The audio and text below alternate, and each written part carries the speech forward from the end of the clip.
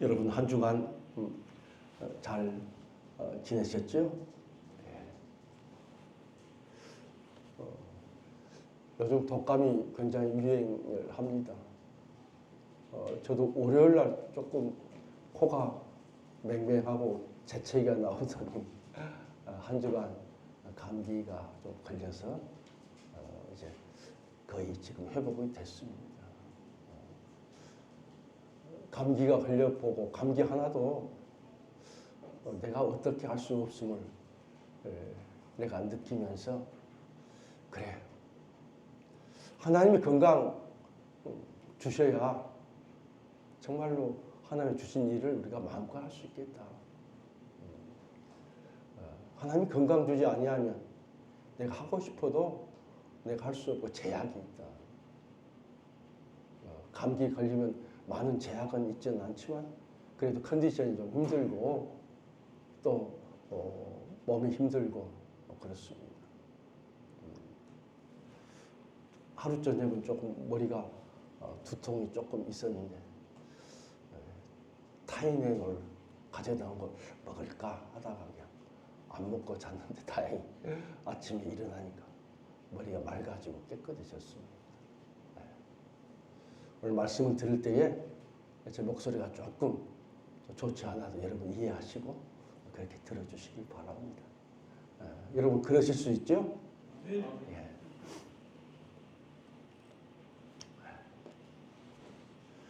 말씀의 제목은 성령의 능력으로 부흥하는 교회입니다. 오늘 금년 우리 교회의 표고요. 우리가 속해 있는 대한예수교 장로의 통합교단의 표이기도 합니다. 우리가 사는 시대를 불확실성의 시대야 이렇게 불립니다. 요즘 우리나라가 굉장히 정치적으로 혼란하고 불안합니다. 나라가 불안하니까요. 백성들의 삶도 안정되지 않고 불안하고 힘듭니다.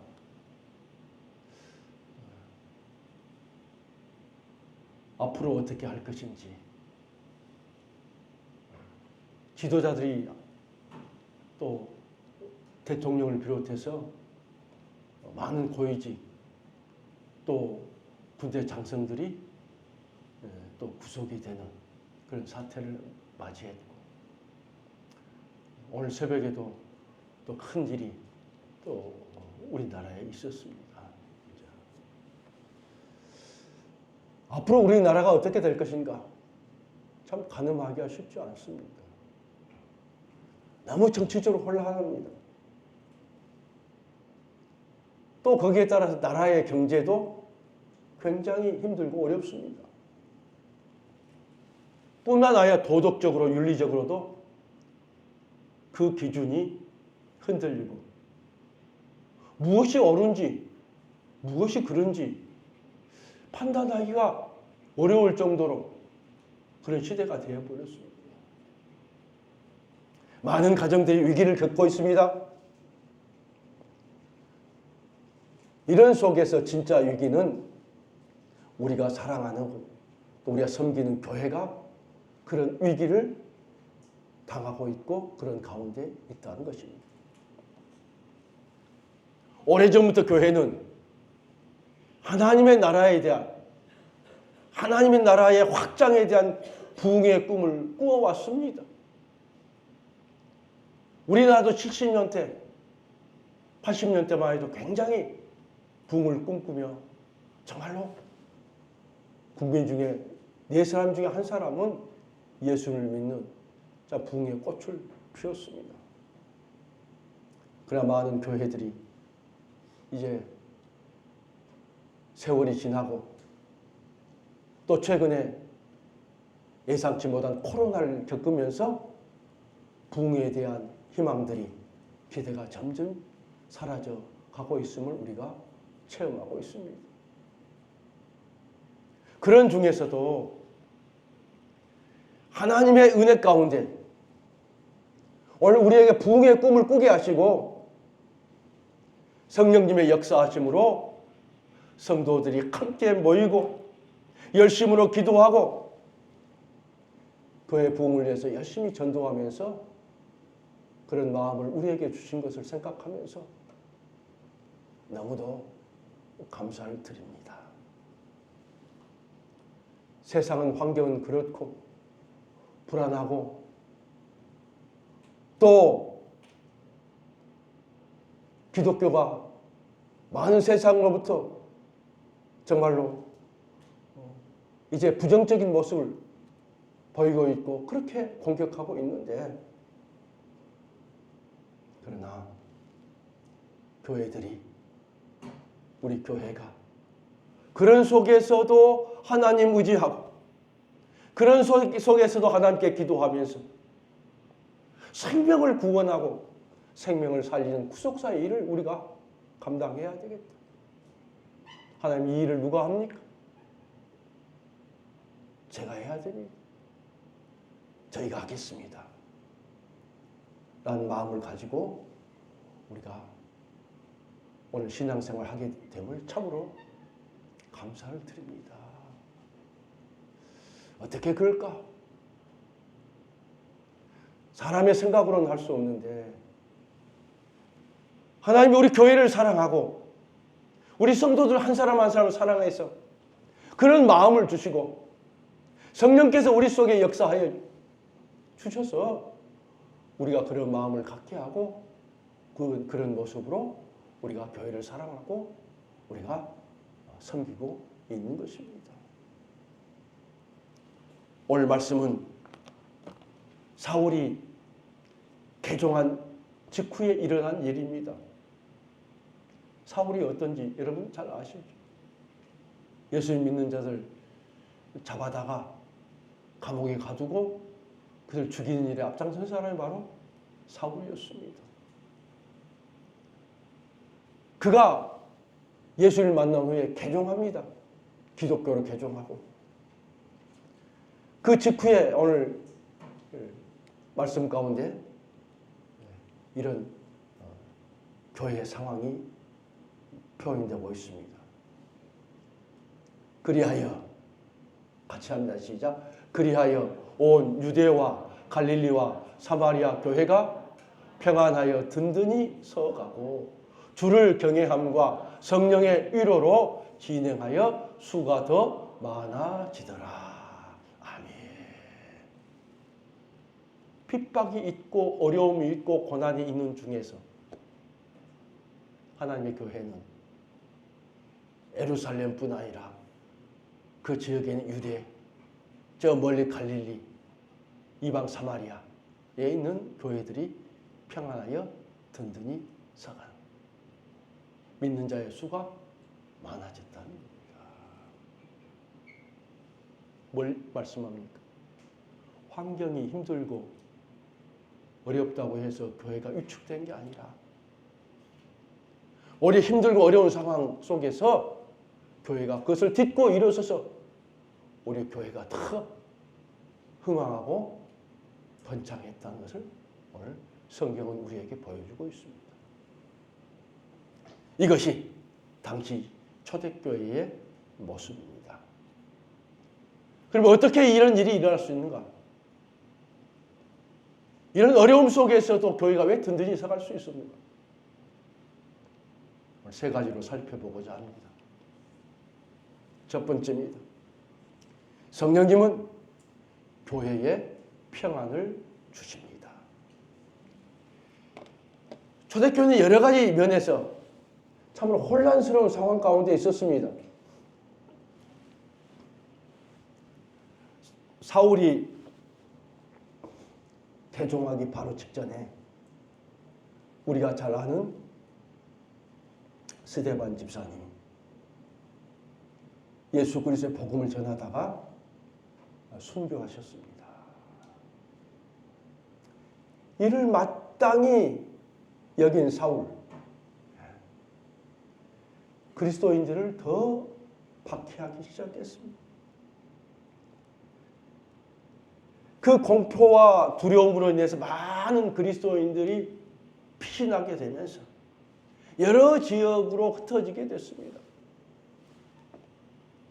당시에는 예수님 믿는 사람들이 예루살렘에만 모여 있었는데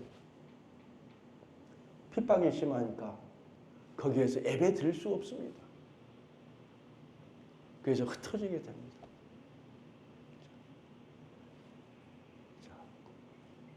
그런 가운데서 하나님의 강권적인 은혜로 그리스도인들을 앞장서서 핍박했던, 박해했던 이 사울이 다메섹을 가면서 대제사장에게 공문을 가지고 다메섹에 저 멀리 이방 지역에 있는 그곳에 예수님 믿는 사람들이 있다는 신고를 받고 그들 잡으려고 그날도 특심으로 가고 있었습니다.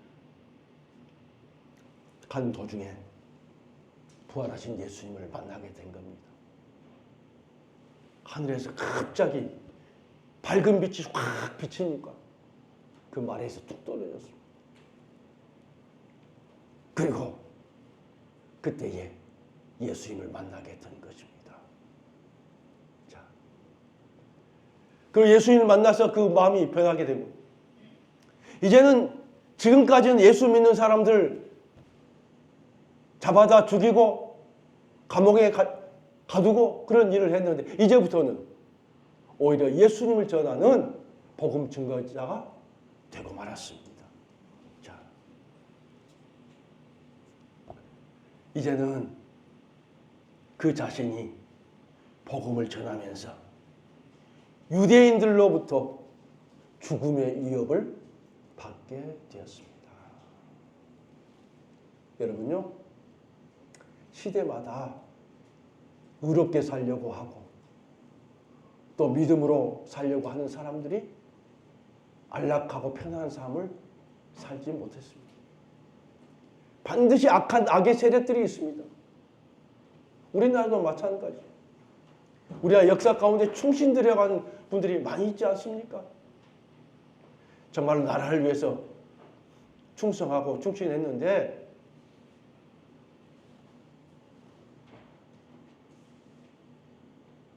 그것을 못마땅히 여기고 이간질하고 해서 오히려 그들이 억울한 죽음을 당한 그런 경우가 얼마나 많은지 우리가 역사를 통해서 알 수 있습니다. 기독교 역사도 마찬가지입니다. 2000년 기독교 역사 속에서도 정말로 복음을 전하고 믿음으로 살려고 했던 사람들, 지금도 저 오지에서 이슬람권에서 복음을 전하는 선교사들이, 수많은 선교사들이 죽임을 당하고 감당할 수 없어서 거기서 추방당한 것을 우리가 알 수 있습니다.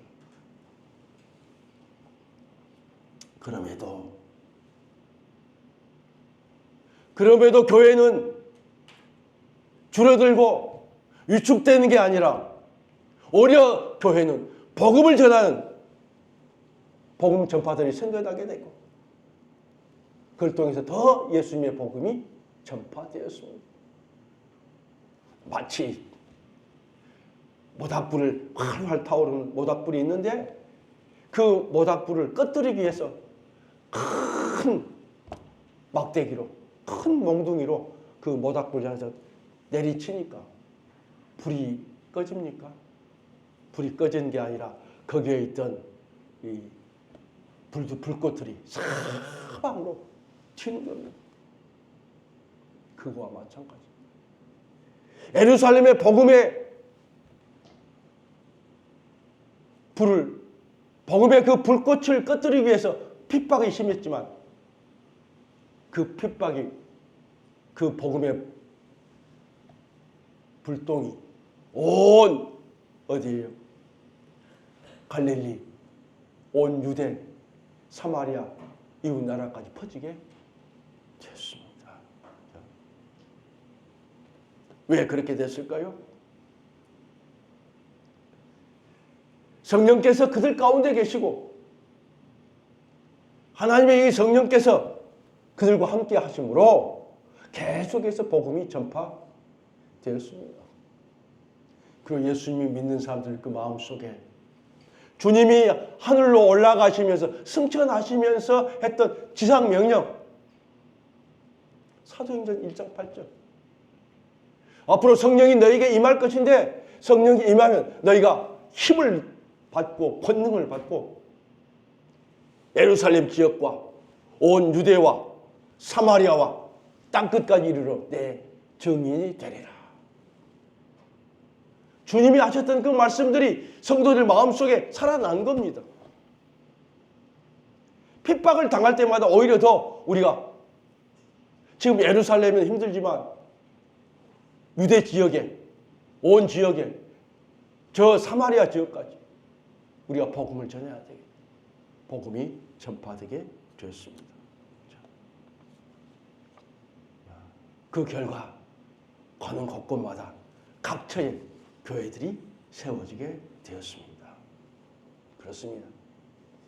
예수 그리스도의 복음은 역사적, 문화적, 민족적 경계를 넘어서 이제는 땅끝까지 그 복음이 퍼져나갔습니다. 그 전에 유대교는 이스라엘 백성들 그 안에만 있습니다. 이제는 우리 기독교, 예수를 믿는 이 기독교는 이스라엘, 예루살렘 거기만 한 게 아니라 전 세계 믿지 않는 온 세계 열방 가운데 미전도 종족까지도 다 그 복음이 전파되고 있습니다. 교회가 세워지는 곳보다 성령 하나님 함께 하시고 성별이나 신분이나 경제적 차이 중에서 사람의 높고 낮음 이것이 복음 앞에서 다 평등하게 되었습니다. 교회가 복음 가운데서 생명의 위협과 갈등과 혼란의 위기에 직면했지만 오히려 교회는 어떻게 했어요? 평안에 졌더라.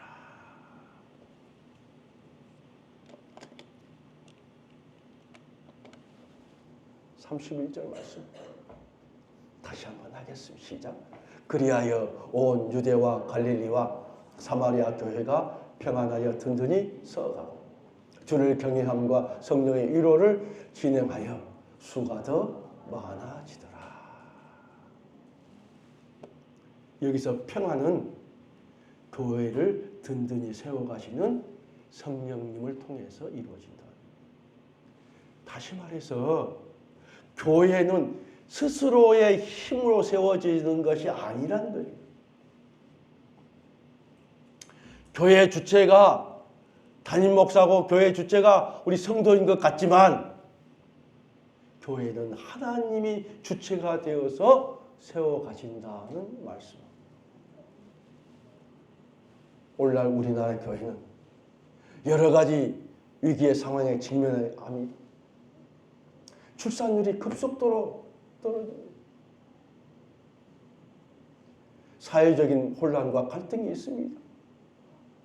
교회에 대한 사회의 부정적인 인식과 선입견들, 교회에 대한 우려의 목소리가 있습니다.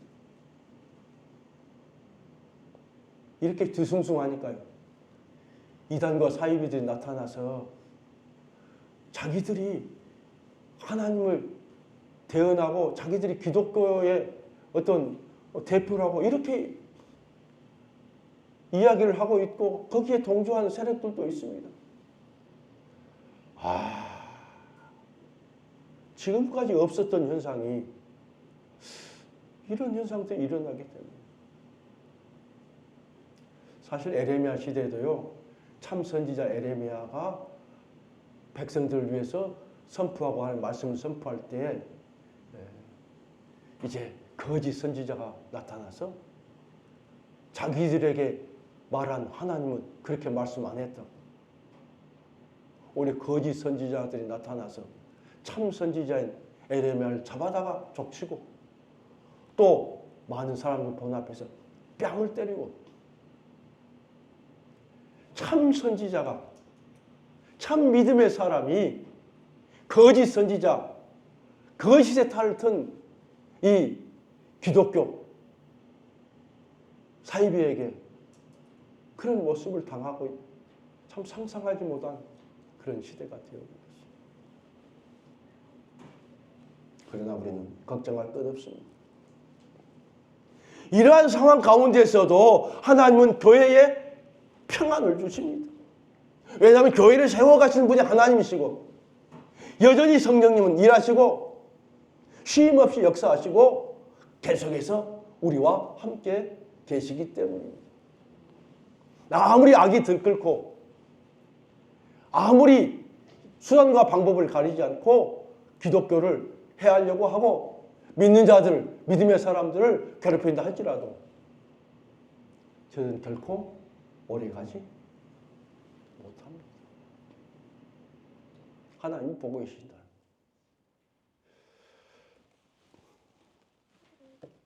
며칠 전에 목사님들 모임에 갔더니 이제 그 목사님 중에 이제 노회장도 하신 그분이 올해 은퇴하시는데 그분이 이제 설교를 하시는데 그 설교 말씀 중에 그 말씀을 하시는 거예요. 하나님이 가장 싫어하시는 것이 두 가지 있는데 첫 번째는 그것은 우상을 숭배, 우상 숭배고 두 번째는 교만이라는 그 교만. 어떤 지도자도 우상 숭배와 교만이 있는 지도자는 오래 서지 못하고 결국 하나님의 심판을 받는다. 그 말씀을 3일 전에 하시더라고요. 그렇죠. 왜요? 하나님 분명히 살아계시고요. 하나님 보고 계시고 역사하시고 그리고 하나님 심판하신다. 우리나라 근현대사에 얼마나 참 독재자들이 그것 때문에 우리 국민들이 고통받고 힘들고 우리가 그런 세대를 지나왔지 않습니까? 오래 가지 못합니다. 5년, 10년 지나니까 다 그들이 심판을 받지 않습니까? 요즘은 뭐 10년도 아니라 뭐 5년, 2, 3년 만에 그런 일이 일어나. 사람이 억지로 한 게 아니라 우리는 하나님 앞에 기도하고 우리는 내 믿음을 지키리라.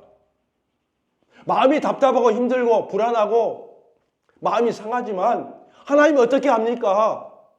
하나님이 세우신 이 나라 하나님이 보호하시고 이걸 통해서 정말로 백성들이 너무 고통받지 않게 하시고 너무 백성들이 힘들어하지 않도록 하나님 은혜를 베풀어 주옵소서.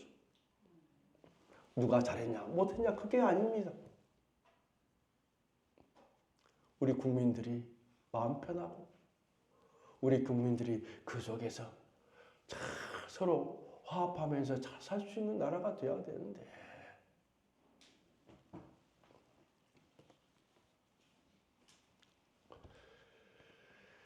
우리는 예수 그리스도 복음을 위해서 그리고 성령의 능력을 통한 교회 부흥을 위해서 우리가 힘써 기도하면서 오늘도 하나님의 나라 확장을 위해서 간구하며 나가는 것이 바로 오늘 우리의 몫입니다. 그것 때문에 기분 나빠하고 마음 상해할 필요 없습니다. 너무 거기에 마음을 쓰면요. 내 마음이 상해요. 내 마음이 화가 나요. 그래. 그럴 수 있겠다. 그래. 너희는 그렇게 하라. 왜? 권력을 잡고 모든 세상의 부귀 영화와 또 그걸 잡는 것이 그들의 목적 아닙니까? 우리는 그게 아니잖아요. 너희들은 그것이 목적이라면 나는 찬양의 가사처럼 나는 주님 앞에 기도하리라. 나는 주님을 바라보면서 믿음으로 나가리라. 그렇게 뜻을 정하고 우리는 나가면 하면 됩니다. 그리하면 하나님이 개입하셔서 하나님이 하시고 아니다. 그럼 감옥에 넣고 아니다 하면 사형 선고도 낼 수 있는 게 하나님이십니다. 하나님이 하십니다. 하나님 그런 속에서도 우리 교회가 핍박받지 않고 그런 속에서도 정말로 기독교가 새로워지고 깨끗게 되고 우리 자신을 돌아보게 되고 그리고 청결한 모습으로 내 자신이 믿음 안에서 정말로 새롭게 세워지고 우리 교회가 깨끗하게 세워지고 하나님 보시기에 정말로 칭찬받는 교회가 되리라. 그 믿음을 가지고 우리 나가면 하나님이 보시고 하나님 다 평안케 하시고 그래서 든든히 서게 주실 줄로 믿습니다. 사랑하는 여러분 너무 마음 아파하지 마십시오. 하나님 하십니다. 두 번째입니다. 성령님은 주를 경외하며 순종하게 하신다. 초대교회 당시에 성령께서 지역과 문화의 경계를 넘어서 교회가 평안으로 세워가신 가운데 특별히 주를 경외함으로 교회가 부흥해 나갔습니다. 교회의 중요한 건 뭐냐면, 믿음의 사람에게 중요한 건 뭐냐면 하나님을 경외하는 것입니다. 하나님을 경외하지 않고 다른 말로 다른 술수로 하는 것은 그거 다 가짜입니다. 그 사람의 말을 들어보면요, 아, 저 사람이 정말로 하나님을 경외하는 사람입니다. 그 사람이 믿음의 사람이고요, 그 사람이 하나님의 사자입니다. 그런데 그 말을 들어보면 믿음하고 전혀 관계없어요. 자기를 들은 하나님을 경외하는 것이 하나도 없어요. 그건 거짓 선지자, 그건 가짜입니다. 오늘 주를 경외함으로 교회가 부흥해 나갔다. 31절에 그렇게 말씀하고 있지 않습니까? 주님을 경외한다는 것은요, 하나님을 두려워한다는 거예요. 하나님을 두려워하는 마음이 없다면 경외하지 않습니다. 사도행전에서는요, 교회 부흥이 주님을 경외하는 사람들을 통해서 이루어졌다고 이야기합니다. 오늘 우리 교회의 부흥도 주님을 경외하는 사람들로부터 우리 교회가 부흥될 것을 믿습니다. 주를 경외한다는 또 하나의 의미는 뭐냐면 순종입니다. 하나님 말씀에 순종하고 뜻에 순종한 사람만이 진정한 주님을 경외한 사람입니다. 내가 부모를 존경한다. 그러면 어째요? 부모에게 좋은 것을 갖다 주고 한 것도 경외하지만, 부모를 존경한다는 건 부모님이 하신 말씀에 내가 그대로 순종할 때에 부모님을 존중히 여긴 거예요. 부모를 존중히 여긴다면서 부모 한 말 듣지 않냐고 자기 마음대로 하면 부모 공경한 게 아닙니다.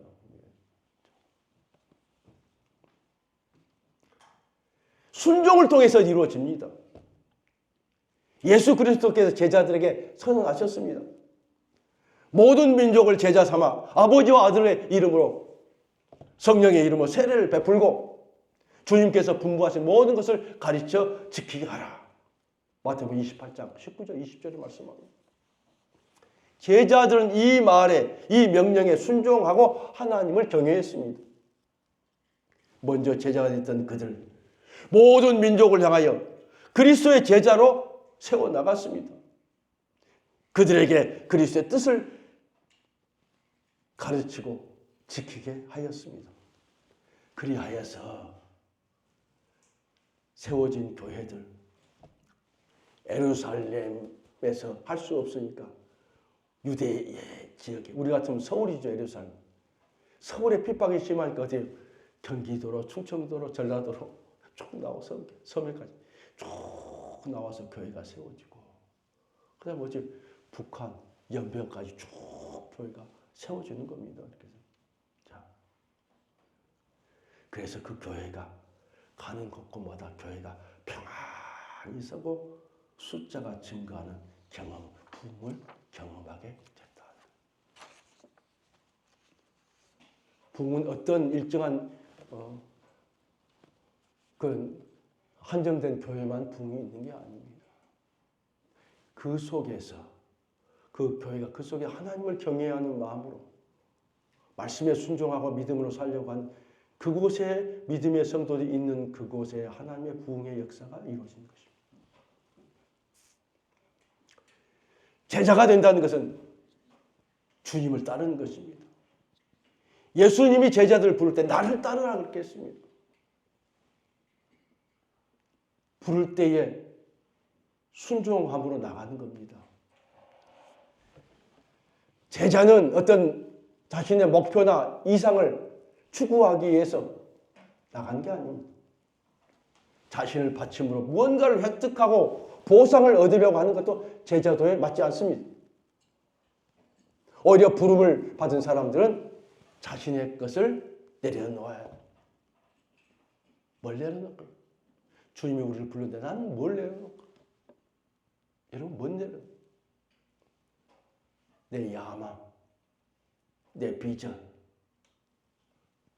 내 욕심, 내 생각, 내 주관, 내 고집. 이걸 내려놓은 거예요. 이걸 내려놓지 않으면 나중에 예수님 믿고 있어도 여전히 고집이 세. 신앙생활 10년, 20년 해도 여전히 고집이 세. 어디 가면 자기 주장만 씌워. 친형제 간에도 양보하지 못해. 자기가 이겨 먹어버려야 돼. 남편도 자기가 이겨 먹어야 속이 시원해. 이건 주님의 제자가 아니죠. 자기가 주인이죠. 예수님이 제자를 부를 때 나를 따르라. 그때 레이가 세관에서 일하다 내려놓고 주님 따랐습니다. 베드로도 그물을 내려놓고 따랐습니다. 왜냐하면 그렇지 않고는 예수님을 따를 수 없기 때문입니다. 그리스도께서 오직 고난을 받고 버리심을 받음으로 그리스도가 될 수 있었듯이 제자들도 오직 고난을 받고 버림을 받은 자로서 예수님과 함께 십자가에 달린 자로서 제자가 될 수 있었습니다. 주를 경외한다는 것은 나를 따르라는 그리스도의 명령 앞에 우리가 순종하고 나갈 때에 따를 수 있습니다. 그리스도의 십자가의 길을 따르는 사람들, 그런 제자들이 점점 많아질수록 교회는 부흥하고 교회는 든든하게 세워질 줄로 믿습니다. 마지막 세 번째입니다. 성령님은 위로하시고 부흥케 하십니다. 참 좋은 말이에요. 예루살렘 교회 또 유대 지역 교회에 핍박이 많았습니다. 그것으로 인해서 흩어진 그리스도인들 갈릴리와 사마리아로 흩어지고 주를 경외함으로 그 속에서 성령님의 위로로 부흥이 거듭되었다. 힘들고 어려울 때요, 우리 성령님이 위로해 주신다는 거예요. 내 힘으로 내 마음대로 안 되고 때로는 내가 좌절을 겪고 슬픔을 겪고 그럴 때 여지없이 우리 주님이 찾아오셔서 나를 위로해 주십니다. 사랑하는 아들아, 왜 그것 때문에 염려하느냐? 왜 힘들어하느냐? 사랑하는 딸아, 사랑하는 딸아, 내가 너를 도와주리라. 내가 너를 붙들어 주리라. 염려하지 말라, 걱정하지 말라. 나를 바라봐라. 내가 너를 세워주리라. 반드시 나의 오른손으로 너를 붙들리라. 나와 함께 가자. 일어나 함께 하자. 수없이 말씀하십니다. 저도 인생을 살아오면서 그런 고비들이 있었습니다.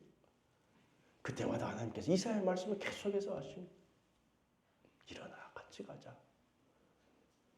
하나님, 제가 뭘 잘못했는데 왜 이럽니까?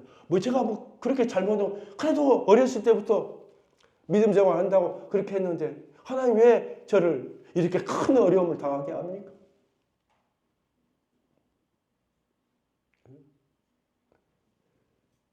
기도하고 하나님 했더니 위로해 주시고 붙들어 주시고 지금은 네가 잘 알지 못하지만 나중에 할 것이다.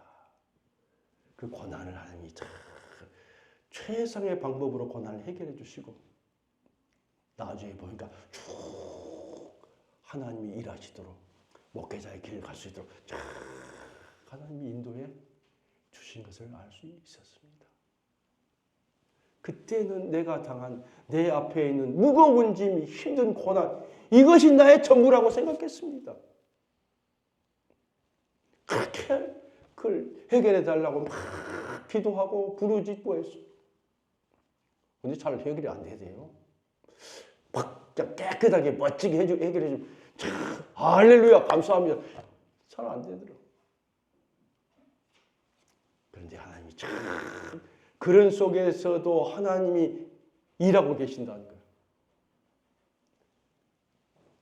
하나님의 계획대로 하나님의 스케줄대로 하나님이 다 인도하시고 나중에 그걸 통해서요. 그 고난을 통해서 저를 믿음의 사람으로 내가 너에게 앞으로 내 양을 성도들을 맡길 것인데 그 성도들을 네가 그냥 맡냐? 그만큼 그 목회자에 대한 훈련, 말씀 훈련보다는 말씀은 기본이고 영적인 훈련, 믿음의 훈련, 기도의 훈련, 생명을 정말로 걸고 하는 그 훈련을 네가 받아야 되지 않겠냐? 고난을 통해서 하나님 훈련시킨 거예요. 모세가 40년 이스라엘 백성들 광야에 인도하기 전에 40년간 미디안 광야에서 모세가 훈련 받았습니다. 그 훈련 받아서 다 왕자로서의 모든 거 다 내려놓고 바삭바삭 깨지고 그렇게 한 다음에 40년 이스라엘 백성들 광야의 지도자로 세워주셨습니다. 반드시 하나님이 우리에게 일을 맡겨주시고 또 우리에게 축복해 주시기 위해서 반드시 고난을 주십니다. 그래야 나중에 그 고난이 힘이 되고 그 고난이 우리에게 큰 기초가 되고 그 고난이 리소스가 되어서 나중에 잘 그것을 세워갈 수 있습니다. 고난 없이 뭐가 된다면 나중에는 날아가 버립니다. 감당하지 못합니다. 하나님 누구보다도 나를 잘 알고 계시기 때문에 우리 한 사람 한 사람이 맞는 훈련을 시킬 거예요. 나중에 다 끝나면 하나님 감사합니다. 그때 저를 그렇게 해서 이렇게 하시려고 이 일을 하시려고 하나님 하시고 참 감사합니다.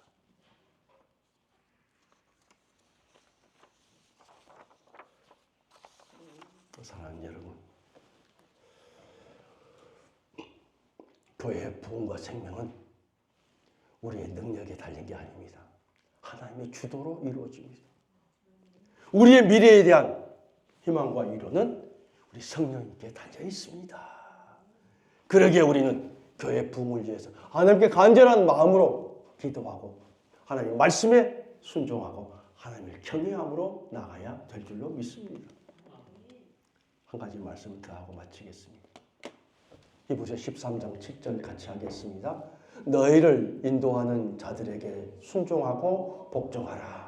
그들은 너희 영혼을 위하여 경성하기를 자신들이 청산할 자인 것 같이 하느니라. 그들로 하여금 즐거움으로 이것을 하게 하고 근심으로 하게 하지 말라. 그렇지 않으면 너희에게 유익이 없느니라. 여기에 이 말씀 속에 교회의 부흥과 우리 성도들의 축복의 비결이 담겨 있습니다. 여기서 두 가지 말씀합니다. 첫 번째는 영적인 참된 영적 지도자의 신앙 자세입니다. 자, 성도들이 때로는 불순종하고 잘못되고 죄를 짓고 잘못할 수 있습니다. 성도들의 연약함이 보이거든. 성도들의 죄성이 보이거든. 성도들의 불순종하는 것이 보일 때 그때 참된 지도자는 어떤 모습으로 해야 되냐? 마치 그것이 자신의 죄처럼 그 죄를 내가 지은 것처럼 하나님께 눈물로 간구하고 그 영혼을 위해서 간절히 하나님 앞에 회개하며 기도하는 거예요. 이거 진정한 영적인 참된 지도자라는 거죠. 판단하고 정죄하는 거예요. 하나님, 저 영혼이 몰라서 그럽니다. 제가 목회를 하는데 제가 그렇게 잘 가르치지는 못해 그렇습니다. 제 때문입니다. 제가 그 영혼을 위해서 더 많이 기도하지 못했기 때문에 그런 모습을 보이는 겁니다. 하나님 죄송합니다. 제가 잘못했습니다. 그 영혼을 품고 마치 내가 잘못한 것처럼 마치 내가 죄를 지은 것처럼 하나님 앞에 내가 회개하며 나간 사람, 나간 지도자, 참된 지도자는. 그러기에 담임 목사는 끊임없이 성도를 위해서 기도하고 성도를 위해서 축복해야 합니다. 저도 그렇게 하려고 애쓰고 있습니다. 그러나 아직도 부족합니다. 그러나 그런 자세를 가지고 나가기를 원합니다. 두 번째, 우리 성도들은 어떻게 하냐? 그런 영적 지도자에게 뭐예요? 순종하고 복종하여 즐겁게 하란가. 즐겁게 하란가. 주의 종에 근심케 하지 말라는 것. 그렇게 근심케 하면 유익이 없다고 오늘 말씀하고 있습니다. 사랑하는 성도 여러분, 2025년 새해, 희망의 새해, 회복의 은혜가 있습니다. 성령의 능력으로 부흥한 교회입니다. 올 한 해 뜨겁게 교회가 부흥하고 성장할 때에 우리 성도들 여러분의 가정과 자녀들이 성령의 능력으로 회복되고 강건케 되고 그리고 성장하게 될 줄로 믿습니다. 그렇게 하기 위해서는 성령의 능력과 역사하심을 믿고 믿음으로 담대히 나가시길 바랍니다. 한 영혼을 품고 뜨겁게 기도하고 성령의 충만함으로 한 해 잘 담대하게 나가셔서 우리 교회가 부흥이 되고 뿐만 아니라 여러분 모두가 그 속에서 하나님 놀라운 은혜와 축복을 받아서 누리는 그런 일들이 있기를 주의 이름으로 간절히 축복합니다.